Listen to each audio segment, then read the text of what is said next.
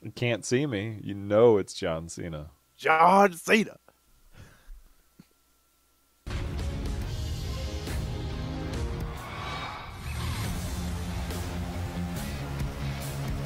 What number would you want to be, Tetcher?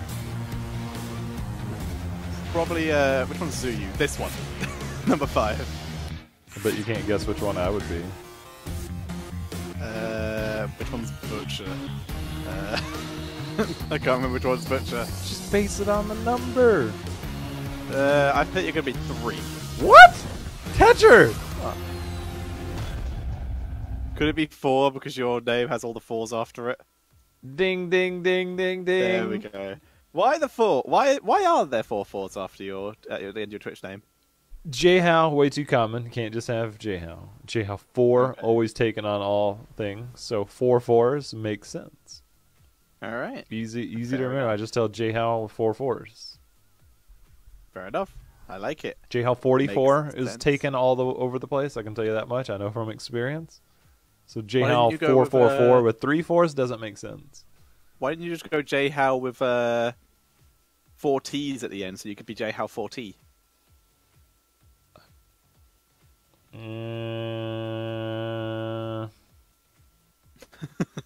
Sorry, I killed J-How. There we go. J-How.exe has stopped working. Either way, ladies and gentlemen, we are we are getting ready for our final game of HGC China of the phase, not just the day. Final series. It is our number 1 seed versus our number 2 seed. SPT versus CE Chinese casters. 3 going for an SPT 2-0, which has been the result the last 4 times I think these teams have played. And a couple of casters, though, 4 of them, given faith to CE, leading towards a 1-1. I would say that this is the first time we've had someone saying we're going to be decisive. We've had a lot of draw picks today, but SPT seems to be the favorite. Fair enough, yeah. But yeah, SPT, the last 3 times these teams have faced each other, I'm pretty sure it has been a 2-0 in favor of SPT, where we will find out shortly once we get to the team statistics. So ambitious of the other casters to go for a 1-1. I am leaning towards a SPT 2-0, but I think there's a chance of a 1-1 because there's a chance that either of these teams could be trying to hide strategies.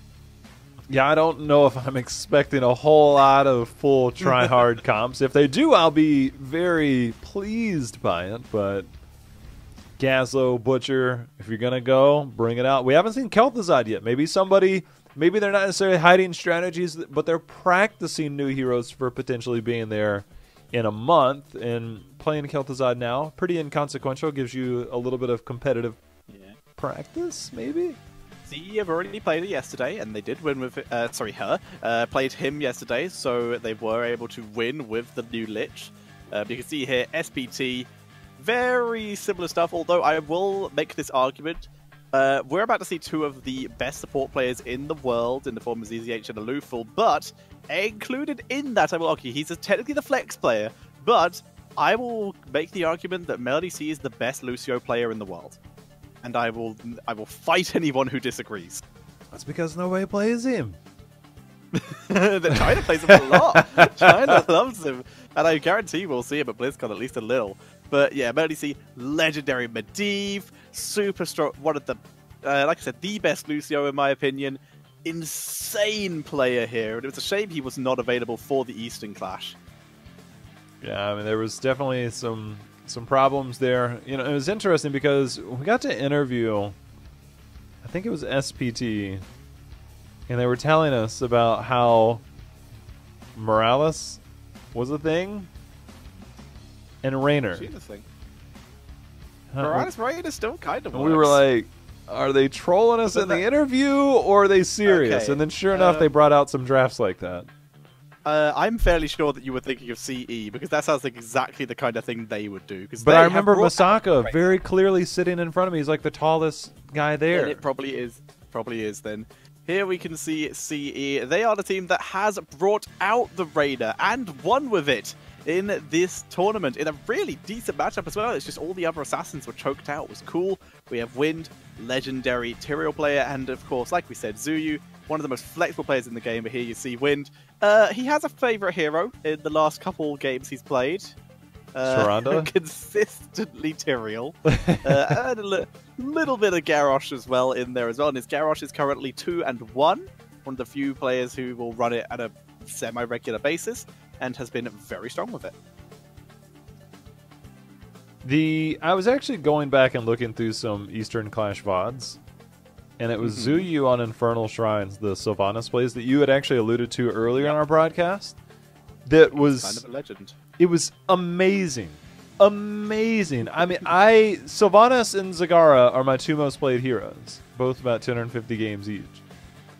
And Sylvanas, watching it, I was like, man, like if I had my team follow me, I would try to make those plays. But generally, you go into Sylvanas and people are like, oh, God.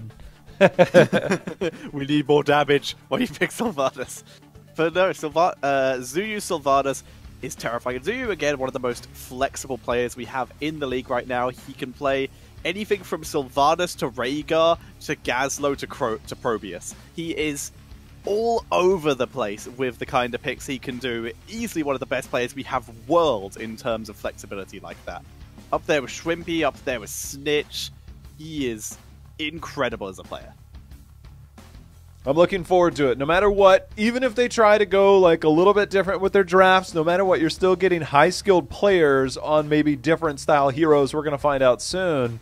But even when people are playing the Gazlo or something, it's not just like, I'm a really good player, I'm going to play a hero that's not necessarily meta, and then all of a sudden I'm a bad player. They play that well, it just might not be the hero that you expect. So, curious what route we'll see these teams go. Yeah, China are currently, I think, 1-for-1 with Gazlo, if you were to, as we are talking about that. Here is the tail of the tape, though. You can see SPT ever so slightly etching CE out in almost every single stat, although CE ever so slightly trumping them in terms of amount of deaths, with a 0.1 difference in the amount of deaths per game. It was interesting because mid-season Brawl, CE had the issues and were unable to make it as a team. And going into mid-season Brawl, I was putting out a lot of statistics. CE had the highest... That KDA is different. That's like a cumulative team KDA. But in terms of like individual player KDA, but in terms of team KDA, or team kill to death, they had the highest in the world over Korean teams. Yep. Like they were a dominant team within China heading into mid-season Brawl. Unfortunately, they weren't able to go and showcase that at the time. So you can see here, though, last 3 times they've played each other, it has been a 2-0 in favor of SPT.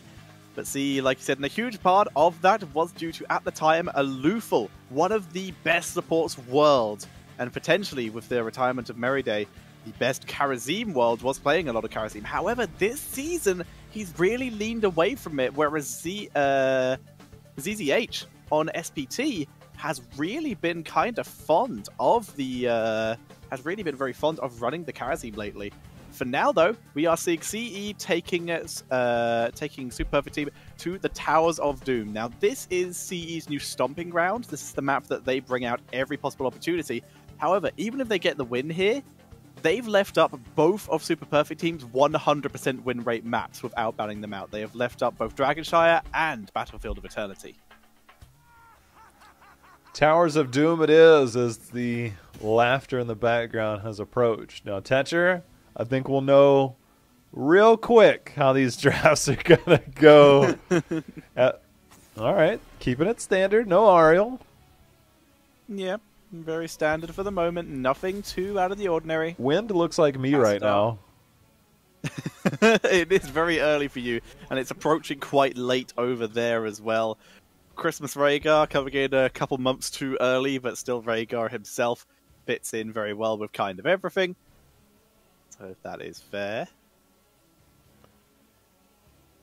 Okay, first pick Rhaegar is something I think we've seen rise a lot more and more. I don't think we'll see that after the patch yesterday, but because they're still on the patch right before that, I believe is correct. Yeah. I think Rhaegar might fall a little bit, but there's the Tyrael. That is now 6 games at minimum in a row that Wind has been playing Tyrael. You can see Zuyu's giggling away, he knows. And Malthael coming out, that's a Paradise hero. And Paradise, legendary on this Malthael. However, this really does push towards SPT bringing out that Melody C Lucio, which I love so much. The first pick, Rhaegar. We have Genji on the board, but Genji against this composition might not be ideal. You know, you've got dive style, and Genji's wanting to dive the backline, so maybe it could be more of a later game pickup, or you go Bloodlust Butcher. Bloodlust Butcher is possible here. Also, as a fair point here, although Ariel is banned, SPT ran a very CE. They have run Cho'Gall once this season, and it was with Triple Angel Cho'Gall.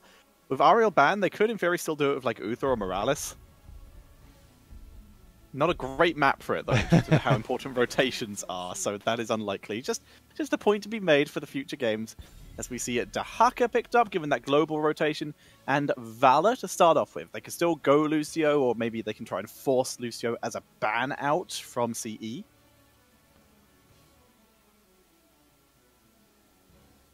The Dahaka pickup, again, because it doesn't necessarily prioritize a lot of solo laning, Malthael will win that solo lane. The Vala pick is a safe pickup. I think these are just very safe meta picks between the Rhaegar, Dahaka, Vala, with no real synergy, just standard picks. Yeah, there's the Lucio. Nothing. Yeah, they don't want that sound barrier to counteract the Tormented Souls. But like you said, SPT, very standard for the moment, and this is actually relatively standard for CE as well. Going for all like the favorite picks of the team, like Wind definitely loves that Tyrael. Paradise, his best hero is by a huge amount the Malthael. So they are very much going for comfort style here. So what else are we going to see from them? This is a decent map for... They go for Uther quite early. Well, not early, I guess. Second rotation. Bring out the Genji themselves. This is very much like a Hero League Nightmare comp. It is a Hero League Nightmare comp.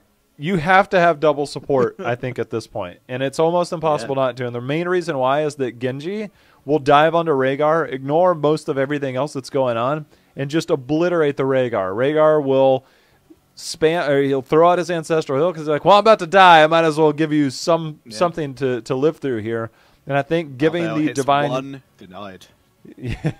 But giving the divine shield, the sanctification, the Malthael are going to be in there. I don't know who you prioritize because you're going to have a hard time getting any type of crowd control against the sanctification. It's going to be in there. But you've already gone to Haka. I think that's going to be an issue. Well, they need some tank flavor here. I would say, if it wasn't for the fact that Malthael was here, I would say Garrosh, because there's a whole lot of dive potential, and Garrosh could really counteract that with the taunts.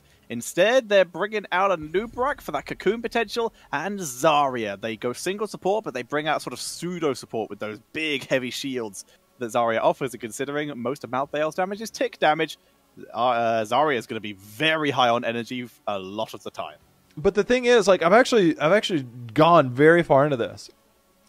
Heroes like Vala and then burst heroes like Li Ming, Kel'Thas are very easy to play against if you're Zarya because you get energy and an impact on predictable skill shots. Dot damage actually doesn't give as much energy as we hope. Because it's percent damage, it might be a little bit higher baseline than, say, like Lunara poke damage. But Zarya against poke-style heroes and dot heroes actually isn't terribly that good. I'm on the opposite side of this fence here, Tetcher.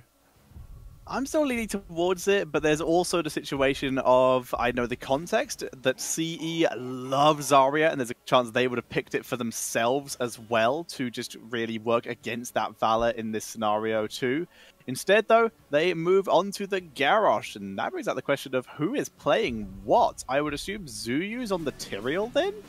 Because everything's a little bit weird with the kind of comp they've picked here. Oh, right, KTY will be on one of them. There we go. So yeah, KTY will probably be on the Garrosh and Wind on the Tyrael. I want to see the Garrosh play, because this is a pretty dive-heavy composition. Yeah.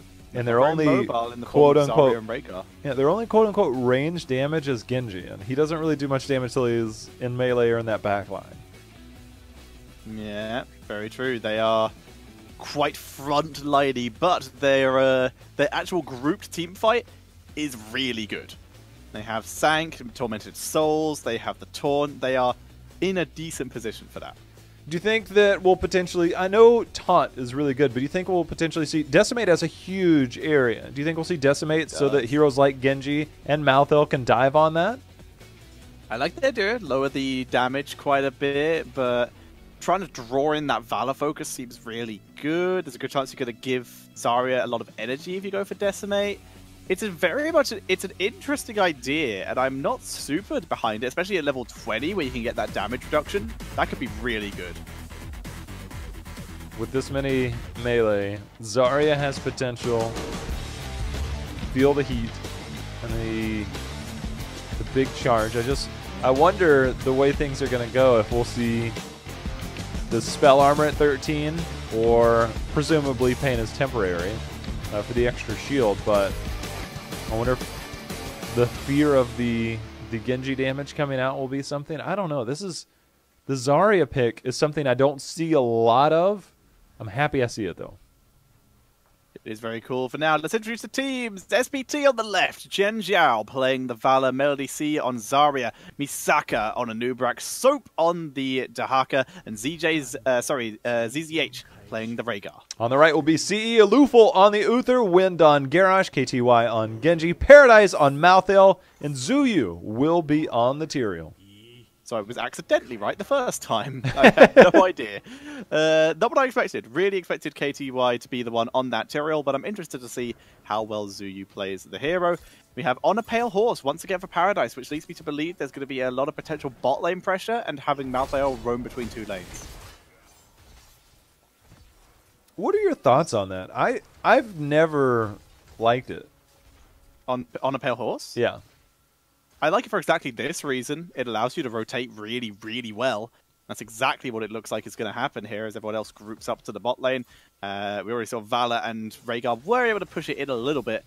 But for exactly that reason, I'm kind of down with it. Other than that, not a huge fan for almost any other reason. It's only if you're going to be dual laning. All right, and then hit me with one more option as Rhaegar's about to die here. There's no way he lives. My goodness. He does live. That's the other option. There you go. Oh my goodness. I'm committed to that. I'm committed. I've got an Uther there. He hasn't used the heal yet. I will dive that and commit that. Yeah, get the reset, dive back out again. I expect he already used the He had already used the Z. I could think of. Yeah. Did he use the E? He had used that for the first, like right as the camera cut. He had just used it to pass through. He got the damage. I'm surprised. But speaking of E, I need to turn the volume up. But Zarya went particle grenade build. This does help in terms of poking and interrupting. Once you get that 40 stacks, you get the cooldown reduction. But I don't know how I feel about that versus such a heavy melee composition. Feel the heat is it's like sneaky damage. Like, man, it's like Zarya, oh wait a minute, this hurts. Oh, this really hurts. Yeah. I guess the issue here is they don't want to be targeting Garrosh, and that's where the majority of that Feel the Heat damage will go. Garrosh actually throws Melody C onto Shen Zhao to get the denial of the objective there. That is immensely satisfying. Already we see a 1-for-1 trade on those altars, and now it's going to be a big fight over the bottom altar. And look at this, Malthael. He was thinking about rotating with a Pale Horse. Instead, it's going to try and just zone out Dahaka and drop him low, trying to dissuade him from rotating to help his team. Well, the Zarya poke will be real. You have potential poke from Anubrak, that'll do it. Did Anubrak just body block? I think accidentally, but it wasn't on purpose because Wind threw Zarya behind Anub. Yeah. Either way, that worked really well. Well played. Good job, Wind. You don't always have to throw them behind you. Yeah. Throw them onto their allies. He's done that twice now. Genji in a little bit of danger, but it's Genji, so no danger at all. Hero throws sword, Wind, throws ZZH over to Zuyu, who accidentally teleports to where he used to be. Slight miscommunication there. Indomitable, by the way, for Garrosh and the extra throw range, unrivaled strength at level 1. Take a look at this. Dahaka potentially going into more auto attack damage at 13 as he's gone into the extra essence, not the extra movement speed, the agility. Instead going for the cap. Yeah, I mean, so there's two ways of playing it, right? You can go in, you have that extra 10 essence, therefore you can heal up further.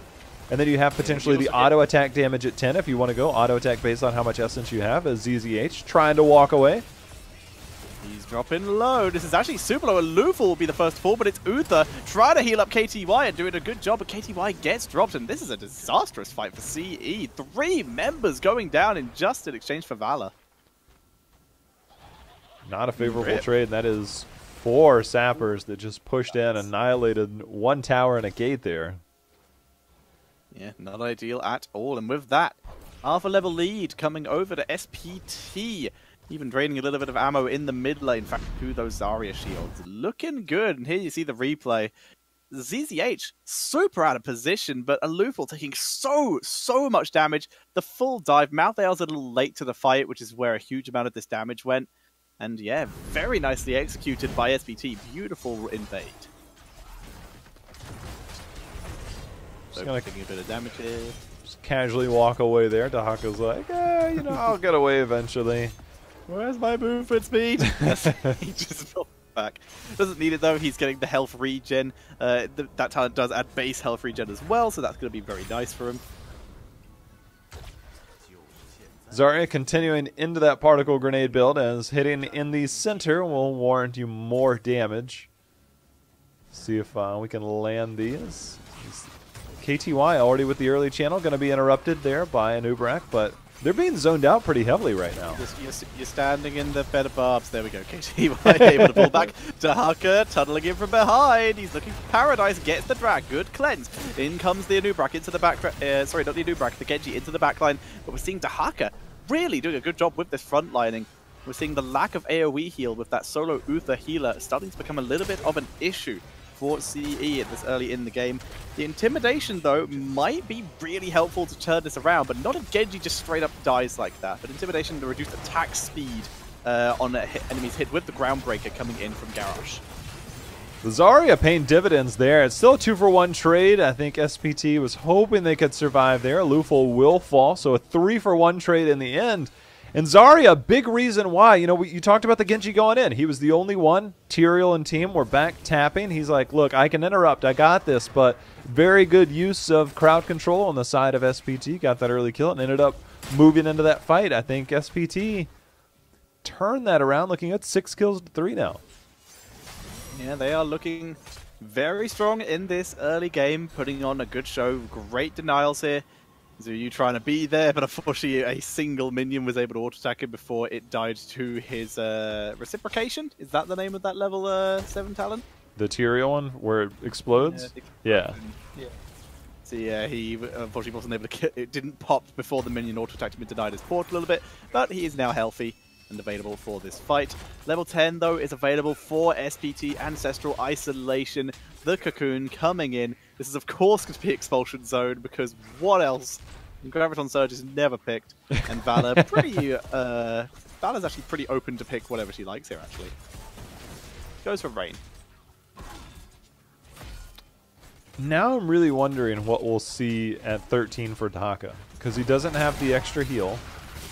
As Zuyu got deleted.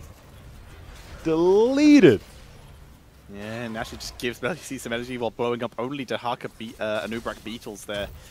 Struggling a little bit in this stage. We are seeing the taunt from Garrosh, double protection, the Sanctification and the Divine Shield. This could be the potential turnaround here. Or, so, going to take a couple shots here. Does he have Burrow? Dragon Claw is used.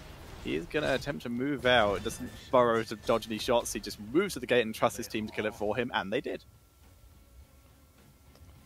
They walk away for the moment. Teams are even in terms of core health. We've got a slight lead for SPT, but no talent tier advantage. However, Dahaka staying in the top lane until absolutely necessary. The power of the global there. Malthael mid on the opposite side for CE as the altar is about to spawn here in 5 seconds. Dahaka did complete his level 1, so he now has lots of health regen and that extra essence. Combining, going to make him super hard to kill. As Zuyu being forced back, taking some damage. Taunt is used. They're going to try and focus down Anub, and they do it. Beautiful execution. Anub just a bit too audacious there to try and hold that line. Easy kill. Easy. Dahaka might be the next in the line of sight, but Not enough follow-up. Genji went in a little bit early there, but Dahaka is still continuing his rotation up. But Alufal going to come down and find SPT on the Sapper camp as you use the healing totem for Rhaegar. It's on a 30-second cooldown.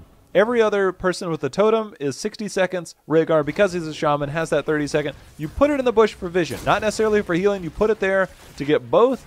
Very good job, SPT. Small tip out there for you Rhaegar players. If you're looking for ways to use that, short cooldown, use it for vision. Did it get changed so that it didn't give vision anymore? Wasn't that a thing in Wait, like, is that a thing? Days ago? Wasn't it a thing on Reddit like a couple weeks ago? Was that real? Maybe. I don't know. Might have been intentional, might not have been. But now, drag was used. Tyrael going deep. Sanctification, but no follow-up because the expulsion zone zones out. Good knock-up by a noob as well. And good disengage by SPT. I've got to look at that. If that changed, that's a big change. It is. Chat will probably update us whether it's still there, but I'm sure I saw something on Reddit about it not giving vision anymore. That might have just been his E totem, though. I thought it was the the healing totem. Interesting. Chat will help us. I'm sure they will. They're good at that. SBC, Melody C, clearing up those in Sapper camps. Not going to get too much value. It gives vision. Okay, so that wasn't a permanent change. Okay, I was going to say, when I looked at it, it looked like the bush was lit up, but then I'm thinking maybe that's just the animation of the totem, but okay, at least it does give vision. Either way, we've still got an even game. Not on even talent tiers. We're going to see if CE can, I have to say, I paused when the game paused. If CE can get 13 before this, try and contest this on even talent tiers. Dahaka, again, will sit in that solo lane, trying to keep that advantage. We'll see. Look for him to try and flank on the backside. Right now, being zoned out. Melody C with the poke. The Nubarak with the engage, but no follow-up yet. Yeah, aggressive moves here, but while Genji is being zoned out as DZH is trying to turn it in. Complete W talent at level 1 for a Lufal there, so that's good. And level 13, about to be hit. They've run out of minions in this lane, though, which is kind of unfortunate, so they have to rely on trickle XP to just get it for them. While Dahaka soaks his team up to level 14, a little bit of a stat boost there for him. Next wave comes in. Good job by CE, able to delay it this long. There is that level 13. They can now try and make a play. They're making a play, and now they're getting really aggressive. Dahaka still not on his way down yet. He's finally coming in, but will this be too late? The taunt, the sanctification is there. The ancestral not on time as Nubarak gets completely blown up. When I said make a play, I meant like try to channel the altar, not destroy the Uberak. But a beautiful counter kill. Malthael with Duke there. It's Genji and Uther down though for CE. Beautiful play by CE, by SPT, sorry. Able to turn this round from what looked like really rough. Don't throw soap at your own assassin. As, we do see Paradise able to escape despite the best efforts of Wind there, almost accidentally killing him. But once again, SPT, they win the fight despite losing a hero so early. The overgreed of CE getting them punished. Good turnaround there. You know, despite the blow up, they ended up turning it around, and you said the countering the aggression. Now they've got pumpkin sappers. They're going to be stalled for a moment. Probably won't be pushed through here. Actually, 2 of them do make it through. Should be able to clear up the last one. That Wind health tanking the attacks of the minions just because he can at this point. Will get healed up very quickly by a Lufal. Paradise also just soaking in the mid lane, just making sure his team keeps up in XP. Level 16 is about to be hit by SPT. It's really up to Paradise at this point to try and get his team to 16 before the next objective. And just what a Dahaka has been doing the entire game is that he's waited during every single altar phase and been able to, at times, get double lane. So Zuyu uses Eldruins. He's going to be fine. But he's used that ability to just soak the lanes, and they've constantly had that. Despite, yes, they have more kills, but it's been more of the play of Dahaka to make sure to be in position, to obtain that lead, and he continues to keep it there. Masaka should have his burrow charge. He's going to be just fine. Yeah. They don't pop Taunt. They were able to get a decent amount of damage. They didn't burn any heroics for that. They just really forced Misaka to burn burrow charge, tried to bait the rest of the team of SPT into the light so they could work out where they were, so they could keep up with the rotations.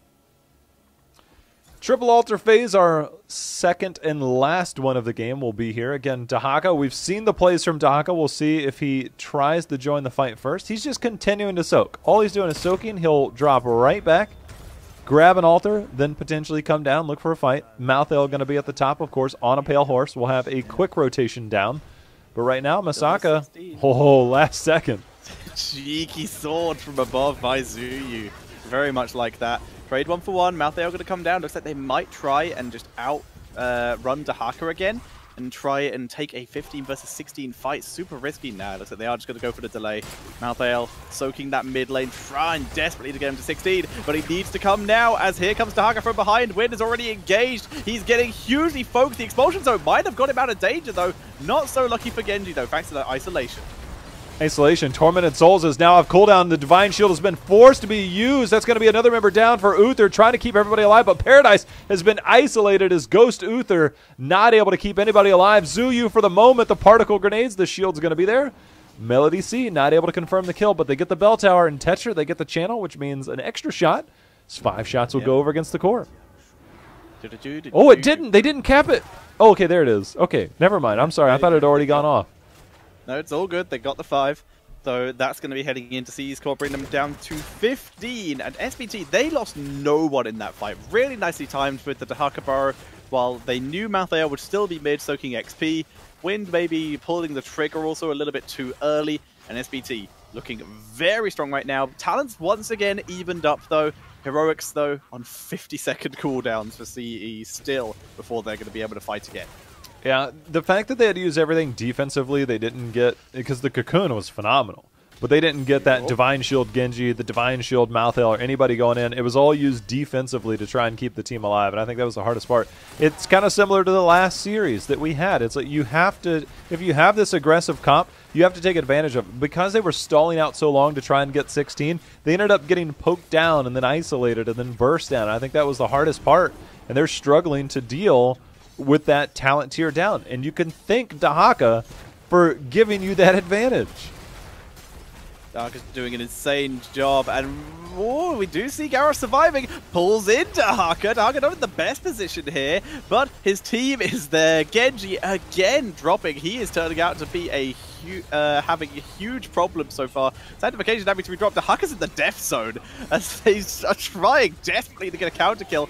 But right now, all 3 bell towers are captured in favor of SPT. We are going to see Melody C drop because he was kicked into the death zone and then body blocked in it. But that was in exchange for Malthael. And like we said, all 3 bell towers with only Tyrael and Garrosh alive. They're not the fastest sieges. Zuyu may, and Zuyu's just going to die. Zuyu just, oh no, clutch shield, he will survive. But yeah, they're not going to be able to kill this. So you see the core going down to 2. 1 altar is all that's needed. 12 seconds for that. That is going to be GG. Dahaka's even going to deny this, and that's going to end the game with just the 4 shots. So GG. SPT take game number 1. I don't see too many games in on Towers of Doom with a 6 cap. No, it doesn't happen very often. But that really goes to show. That's CE's best map. That's the one they keep trying to trying to take teams to because they think they can get wins on it. But SPT just making them look foolish here as they take game number 1. I got an idea. Good job. Got an idea. Hold on. Oh. Jay has hitting buttons. I'm hitting buttons. Hold on. He hit the button. I don't know what you're doing, and I'm worried. Hold on.